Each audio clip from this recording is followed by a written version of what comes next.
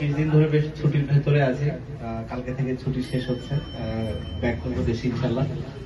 দেন জিম্বাবুয়ের সাথে সিরিজ আছে, তারপরে আমাদের ইউএস এর সাথে 3টা ম্যাচ আছে। এখানে আমি জানি না আপনারা সবাই জানেন কিনা, 21, 23 আর 25 মে এটা হচ্ছে হিউস্টনে হবে।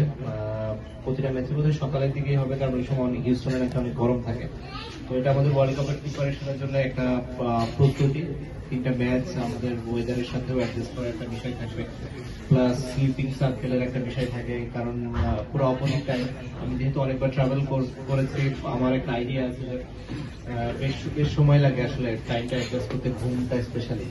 তো আমরা যেহেতু আগে আসবো, আমাদের প্রিপারেশনটা আশা করছি যে বেশ ভালো হবে। আমরা ফ্লোরিডাতে এর আগে খেলেছি, প্রচুর সাপোর্ট পেয়েছি বাংলাদেশিদের থেকে।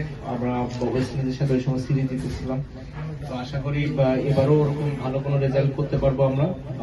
লাস্ট টি20 ওয়ার্ল্ড কাপে আমাদের পারফরমেন্স ভালো ছিল, ওইখান থেকে যদি আর একটু উন্নতি করতে পারি, আমার মনে হয় যে এবার আমাদের আরো ভালো করার সম্ভাবনা আছে।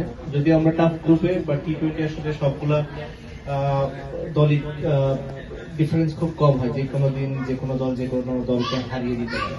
তো সেই দিক থেকে আর কি টাফ কম্পিটিশন, কিন্তু আমার মনে হয় যে যেহেতু কন্ডিশন যেমন হবে সেটা আমাদের আসলে একটু হেল্পফুল হবে।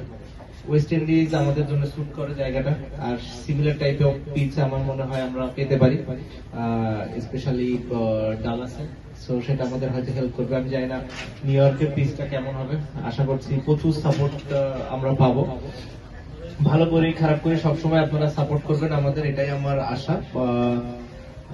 গঠনমূলক সমালোচনা করতেই পারেন, সেটাতে কোনো সমস্যা নেই, বাট আমি বিশ্বাস করি যে আমরা আপনাদের ভালোবাসা কিংবা সমস্যার প্রতিদান দিতে পারবো। সে ধরনের প্রস্তুতি এবার টিম নিচ্ছে এবং ওরকম প্রিপারেশন আছে যে আমরা ভালো কিছু করে দেখাতে পারবো। আর খুব বেশি একটা কিছু বলার নাই, দোয়া করবেন যাতে করে জিম্বাবুয়ের সাথে যখন খেলাটা শুরু করি, তারপরে ইউএস এর সাথে 3টা ম্যাচ আছে, জিম্বাবুয়ের সাথে টোটাল 5টা ম্যাচ আছে।